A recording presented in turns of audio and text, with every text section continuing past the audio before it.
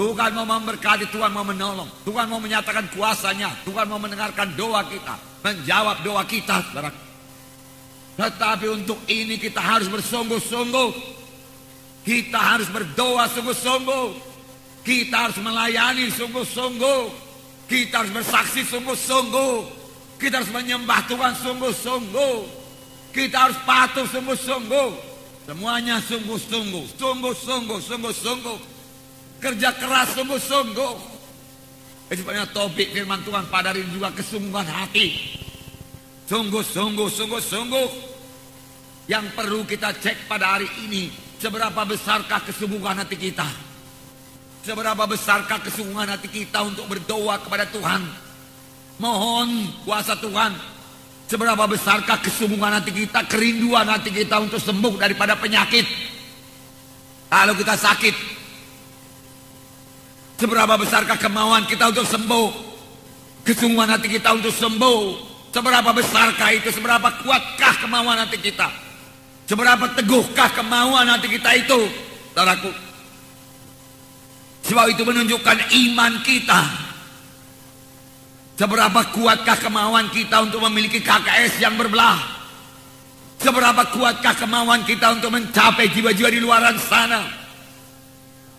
Kalau kita bersungguh-sungguh dan bekerja dengan sungguh-sungguh, Tuhan pasti menyertai, memberkati dan memberikan keberhasilan. Seberapa kuatkah kesungguhan hati kita? Seberapa kuatkah kemauan kita? Seberapa kuatkah kerinduan kita untuk mengikut Tuhan, untuk mematuhi Tuhan, untuk melayani Tuhan? Itu yang menentukan berkat yang akan kita terima. Itu menentukan keberhasilan yang akan kita terima. Dimulai daripada kesungguhan hati, kesungguhan hati, kesungguhan hati. Tidak mau mundur walaupun ada halangan-halangan. Itu menunjukkan kesungguhan hati yang kuat, yang teguh, yang tidak bisa digoyangkan. Dan Tuhan melihat dari sorga. Dan Tuhan pasti menjawab kita. Amin, saudara. Jadi kesungguhan hati untuk maju.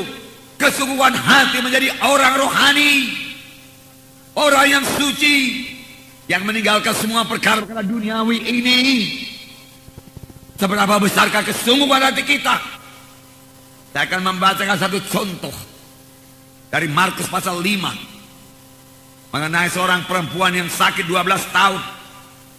Sudah sering kita baca ini, tetapi pada hari ini kita lihat dari kesungguhan hatinya, dari kemauannya untuk sembuh. Seberapa kuatkah kemauannya untuk sembuh? Dia tidak mau menyerah.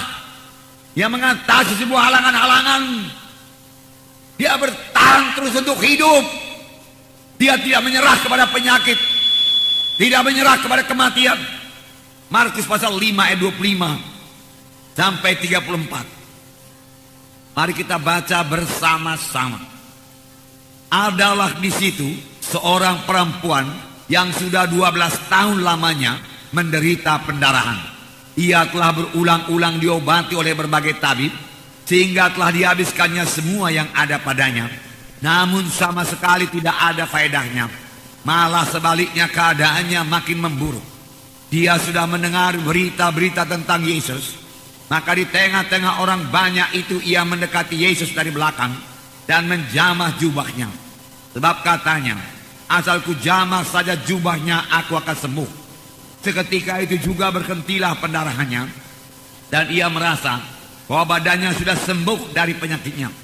Pada ketika itu juga Yesus mengetahui bahwa ada tenaga yang keluar dari dirinya. Lalu ia berpaling di tengah orang banyak dan bertanya, siapa yang menjamah jubahku? Murid-muridnya menjawab, engkau melihat bagaimana orang-orang ini berdesak-desakan dekatmu, dan engkau bertanya siapa yang menjamah aku? Lalu ia memandang sekelilingnya untuk melihat siapa yang telah melakukan hal itu. Perempuan itu yang menjadi takut dan gemetar ketika mengetahui apa yang telah terjadi atas dirinya, tampil dan tersungkur di depan Yesus, dan dengan tulus memberitahukan segala sesuatu kepadanya. Maka katanya kepada perempuan itu, hai anakku, imanmu telah menyelamatkan engkau. Pergilah dengan selamat dan sembuhlah daripada penyakitmu itu. Nah, saudara, perempuan ini sudah sakit 12 tahun. Selama 12 tahun itu dia tidak menyerah kepada penyakitnya. Kemauannya untuk sembuh begitu besar. Dia berkata, aku bisa sembuh, aku bisa sembuh, aku bisa sembuh. Apapun kata orang penyakitku ini, aku mau sembuh. Aku pasti sembuh. Aku pasti sembuh. Bisa. Dia tidak menyerah kepada penyakitnya. Itu sebabnya dia bisa bertahan 12 tahun dengan penyakit yang parah, penyakit pendarahan. Kalau saja dia menyerah dan dia berkata, tidak ada harapan lagi, dia tidak akan sampai bertemu dengan Tuhan Yesus. Paruh jalan dia sudah meninggal dunia. Tetapi setelah dia berkata, aku bisa sembuh. Aku mau sembuh. Aku tidak mau mati. Aku tidak mau menyerah. Tidak mau menyerah.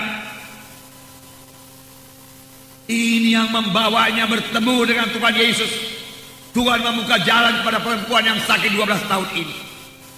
Nah, seberapa besarkah kemauan kita untuk sembuh? Ada Tuhan Yesus yang menyembuhkan kita. Kesembuhan sudah tersedia bagi kita. Tuhan hanya minta iman kita, iman yang sungguh-sungguh percaya kepadanya. Tuhan hanya minta kesungguhan hati kita untuk mengikut Tuhan dan menyerahkan diri kita kepadanya.